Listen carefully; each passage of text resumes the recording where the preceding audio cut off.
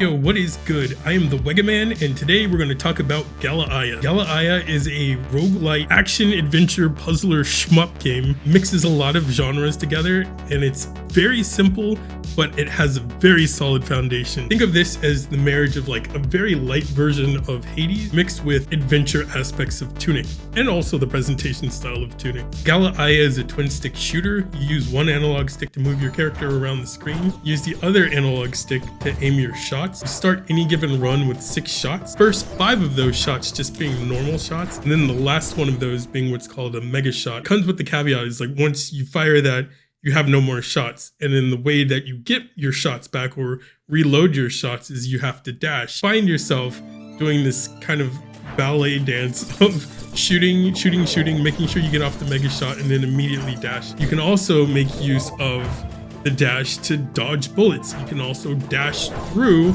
enemy projectiles. So it's like the dash has quite a bit of usefulness in this game. So any given run of this game is like any roguelike you would encounter. There's a lot of RNG. Starting with the actual route that you play through itself, you're gonna start the game in stage 1. Once you complete that stage, you're gonna be presented with a relic room where you can just get your first upgrade for the run.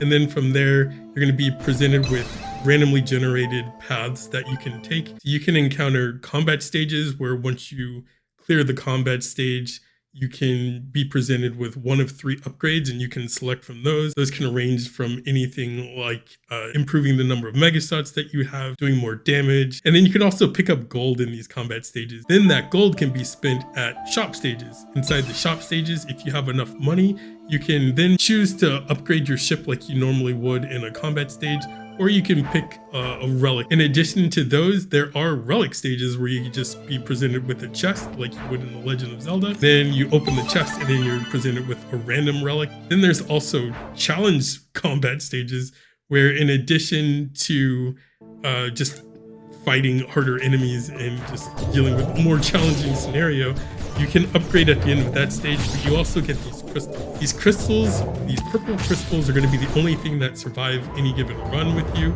So once you die or beat the run, you end up back in the main hub of the game. And in the main hub of the game, you can buy some new abilities here, which are going to aid you with just getting through a run.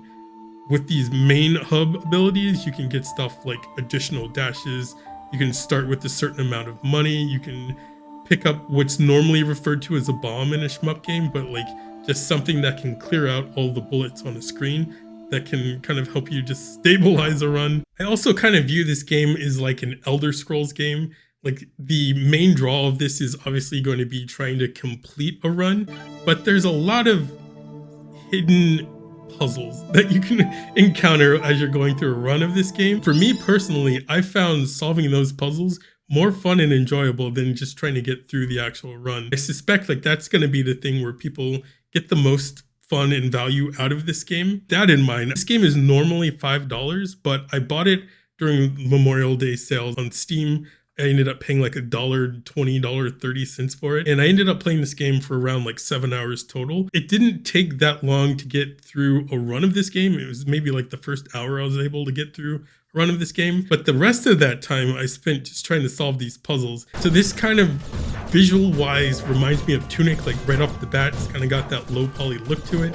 It calls itself like a cozy roguelite. I do find that in addition to just the low poly look just being more pleasant on the eyes, it does last longer. It will look better more years into the future than say like a AAA game might. This game was developed by one person, so like I find that in addition to just being like a stylistic choice, it's a good functional choice. Like they were able to make a game look cohesive and then have an artistic style to it that I think fits very well. Music also fits really well, although the music is just kind of not going to be rememberable. Because this game I think goes for that cozy feel a lot, the music doesn't ever go too crazy. Even in boss fights, it doesn't really go ham. Like not gonna really remember any of the fanfares or anything in this game. But like while you're playing the game, you're just gonna be like, oh yeah, that's, like I kind of like this music. It goes really well. So why review a game like this? Well, 1, because I do enjoy playing indie games, but 2, this is going to be like an enjoyable roguelite game. And if you're not a person that normally likes roguelites, this is going to be a game that might actually resonate with you. Also, I do find the mix of bullet hell style shmup with a roguelike with an action adventure game to be a really good mix. I do find the idea that someone comes along, they play a game like this that's solid, that's fun, that's enjoyable. They can kind of understand what makes a game fun and enjoyable to someone who is looking to play these kinds of games, and then they can build on top of it. And then maybe this ends up being your favorite game's favorite game.